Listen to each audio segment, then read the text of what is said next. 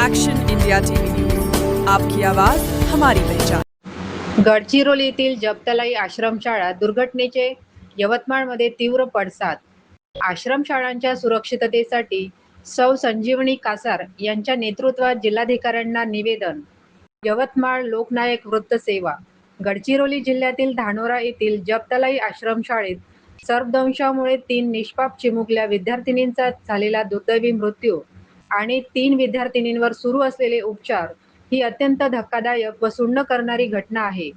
या दुर्घटनेचे तीव्र पडसाद यवतमाळ जिल्ह्यात उमटले असून राज्यातील सर्व शासकीय व अनुदानित आश्रमशाळांमधील विद्यार्थ्यांच्या सुरक्षिततेची आणि मूलभूत सुविधांची तातडीने कठोर तपासणी करण्यात यावी, या मागणीसाठी जिल्हाध्यक्ष सौ संजीवनी कासार यांच्या नेतृत्वात समस्त पदाधिकाऱ्यांनी यवतमाळच्या जिल्हाधिकाऱ्यांमार्फत राज्याचे मुख्यमंत्री व आदिवासी विकास मंत्र्यांना निवेदन सादर केले। शिक्षणाच्या आशेने आश्रमशाळेत राहणाऱ्या गरीब व आदिवासी विद्यार्थ्यांना सुरक्षेच्या अभावामुळे जीव गमवावा लागेल, ही अतिशय गंभीर बाब आहे। जपतलाई येथील आश्रमशाळेची मान्यता रद्द करणे आणि संस्था चालकांवर कारवाईचे निर्देश देणे योग्य असले तरी भविष्यात अशा घटनांची पुनरावृत्ती टाळण्यासाठी प्रशासनाने संपूर्ण राज्यातील आश्रमशाळांच्या सुरक्षेचा तातडीने आढावा घेणे गरजेचे आहे, असे या निवेदनात नमूद करण्यात आले आहे। निवेदनातील प्रमुख मागण्या: सर्वंकष व पारदर्शक तपासणी, राज्यातील विशेषतः दुर्गम व ग्रामीण भागातील सर्व शासकीय व अनुदानित आश्रमशाळांची तांत्रिक पथकांमार्फत प्रत्यक्ष तपासणी करण्यात यावी आणि केवळ कागदोपत्री अहवाल देणाऱ्या दोषी अधिकाऱ्यांवर कडक कारवाई व्हावी।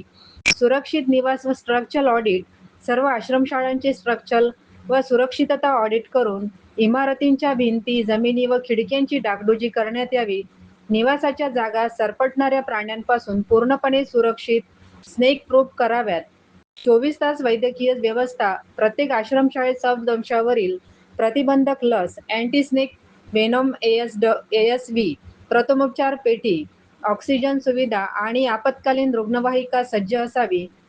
कर्मचाऱ्यांनी रात्रीची उपस्थिती, रात्रीच्या वेळी गृहपाल, वॉर्डन, सुरक्षारक्षक व वैद्यकीय कर्मचाऱ्यांची उपस्थिती अनिवार्य करून निष्काळजीपणा करणाऱ्यांवर शिस्तभंगाची कारवाई करावी।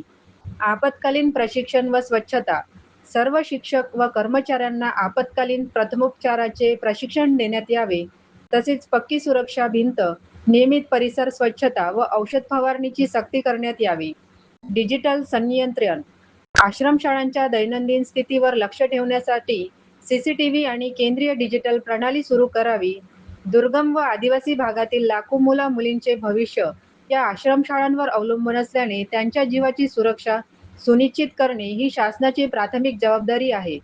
या मागण्यांवर गांभीर्याने विचार करून संपूर्ण राज्यात विशेष तपासणी मोहीम राबवावी, अशी आग्रही मागणी सौ संजीवनी कासार यांच्यासह अखिल भारतीय आदिवासी विकास परिषद, नवी दिल्ली तालुका अध्यक्ष सौ विद्या परचाके, दीपाली नाईकवाडे, लता हुमणे, लियाकत बी शेख, वैशाली केराम, शुभांगी चचाणे, बीना नागदिवे पदाधिकाऱ्यांनी केले। मुख्य संपादक विनोद माहुरेसह कळंब तालुका महिला नंदा मलोंडे। एवढी होऊन जर आपण लक्ष घातलेलं नाही, आपले मंत्री साहेब, मुख्यमंत्री साहेब असू द्या, मंत्री साहेब असू द्या, थोडं गांभीर्याने जर लक्ष घातलं